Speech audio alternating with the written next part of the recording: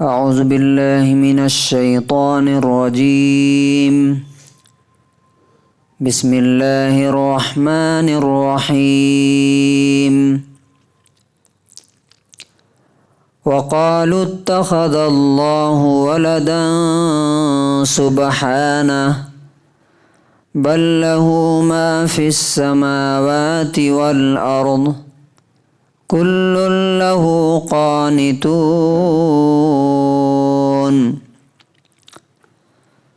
سورہ نمبر 2 آیت نمبر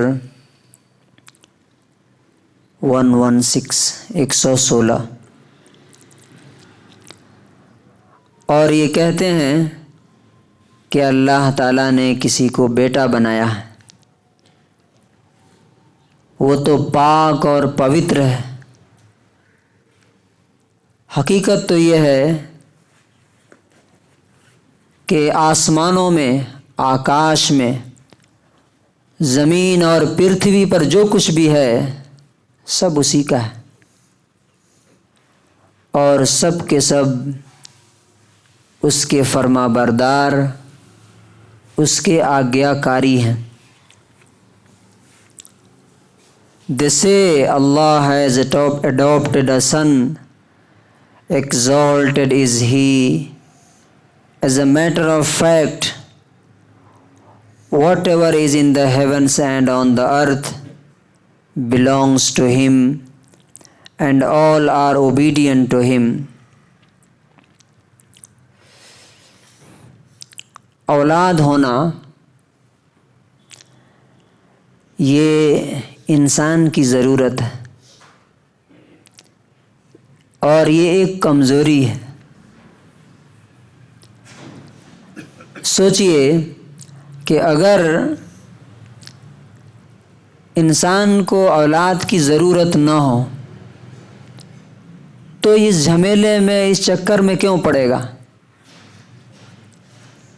انسان کی جو فطرت ہے وہ کیا چاہتا ہے کہ میرے بڑھاپے میں میرا سہارا بننے والا کوئی ہونا چاہیے، کہ میں بیمار پڑ جاؤں یا کمزور ہو جاؤں تو کوئی میری دیکھ ریکھ کرے، میری حفاظت کرے، مجھے میری ضروریات پوری کرے۔ اس وجہ سے انسان بچے چاہتا ہے، اولاد چاہتا ہے، اور اس کی سب سے بڑی دلیل اور ثبوت اور پروف کیا ہے کہ فطرتاً یعنی نیچرلی انسان بیٹے پسند کرتا ہے، بیٹیاں پسند نہیں کرتا۔ فطرتاً نیچر میں اس کے یہ بات ہے کہ جب بیٹا پیدا ہوتا ہے تو زیادہ خوشی ہوتی ہے، اور بیٹی پیدا ہوتی ہے تو سوچتا ہے کہ یہ تو دوسرے کے گھر چلی جائے۔ کیوں؟ اس لیے کہ ضرورت بیٹے سے پوری ہوگی نا۔ اللہ تعالیٰ کہتا ہے کہ یہ لوگ بولتے ہیں کہ اللہ نے بیٹا بنایا ہے۔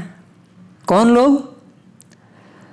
تو یہودی اور جیوز بولتے ہیں، وقالت الیہود عزیر ابن اللہ، کہ عزیر علیہ السلام اللہ کے بیٹے ہیں۔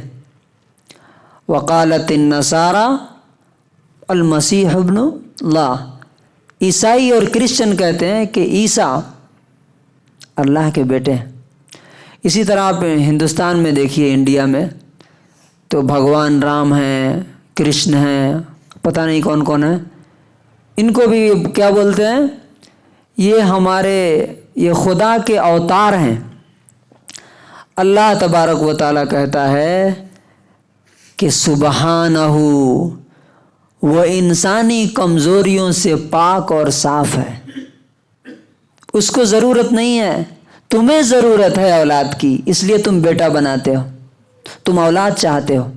اچھا دیکھیے، اگر کسی کو اولاد نہیں ہوتی ہے تو خود کیسا فیل کرتا ہے؟ لوگ بھی اس کی طرف کس نظر سے دیکھتے ہیں؟ بیچارہ، اس کو اولاد نہیں ہوئی، محروم القسمت آدمی ہے۔ تو یہ چیز انسان کے لیے تو عیب ہے، کمزوری ہے کہ اس کی اولاد نہ ہو، لیکن اللہ رب العزت کے لیے یہ عیب ہے کہ اس کی کوئی اولاد ہو۔ وہ ان چیزوں سے پاک ہے، اسے کسی چیز کی ضرورت نہیں ہے۔ نہ وہ بوڑھا ہونا ہے، نہ اسے کمزوری آنی ہے، نہ اسے کسی کی کمائی کی ضرورت ہے. بل لہ ما فی السماوات والارض. اب سوچئے اگر میرے پاس ایسی طاقت آ جائے کہ مجھے نہ بوڑھا ہونا ہے، نہ کمزور ہونا ہے، نہ بیمار ہونا ہے، تو کیوں آدمی بچوں کے جھمیلے میں پڑے گا؟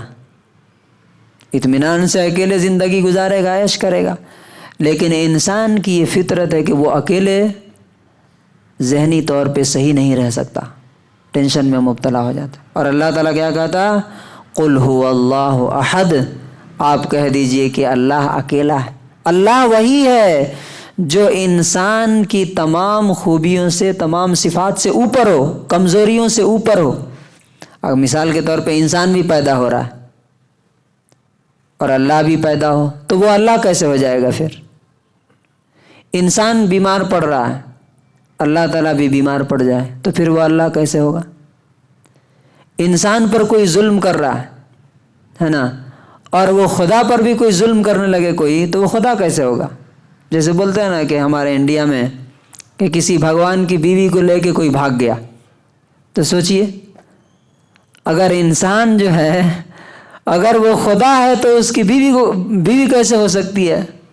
نہیں ہو سکتی. تو اللہ تعالیٰ کہتا ہے کہ ہر چیز اس کی نوکر ہے، غلام ہے، جو کچھ ہے دنیا میں.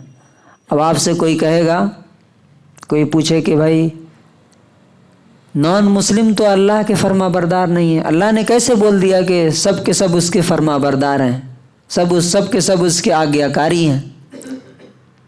تو اس کا جواب یہ ہے کہ جہاں اس نے آپشن دیا ہے وہیں پہ وہ انکار کرتے ہیں. ورنہ آپ ان سے بولیے کہ اگر تمہاری ہر چیز تمہارے کنٹرول میں ہے، اللہ کے کنٹرول میں نہیں ہے، تو بوڑھا ہونے سے اپنے آپ کو بچا لو،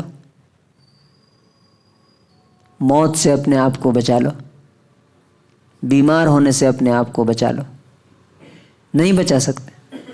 تو ان کے اندر کی جتنا سسٹم ہے، دل ہے، جگر ہے، یہ سب اللہ ہی کے یہ حکم کے حساب سے کام کرنا ہے. جب آرڈر ہوگا اسٹاپ، رک جانا ان کو.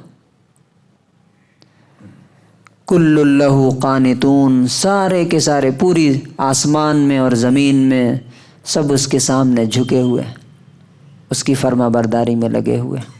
تو اس آیت سے ہمیں کیا سبق ملتا ہے کہ جب ہر چیز اللہ کے حکم کے سامنے جھکی ہوئی ہے اور ہم اس کے اگینسٹ میں چلیں گے تو کیا ہم کامیاب ہو سکتے ہیں؟ نہیں ہو سکتے. اسی لیے جو لوگ بھی دنیا میں اللہ کے حکم کے مطابق چلے، اللہ نے دنیا میں بھی انہیں عزت دی اور آخرت تو ان کے لیے ہے ہی. اور جو اس کے اگینسٹ میں چلے، گویا کہ پورے لاز آف نیچر کے اگینسٹ میں چل رہے ہیں، وہ کہیں نہ کہیں ٹھوکر کھائیں گے، اور وہ جب گریں گے تو پھر ان کو سنبھالنے والا کوئی نہیں ہوگا. اللہ تعالی ہمیں بھی اپنے حکموں پر چلنے کی توفیق نصیب فرمائے.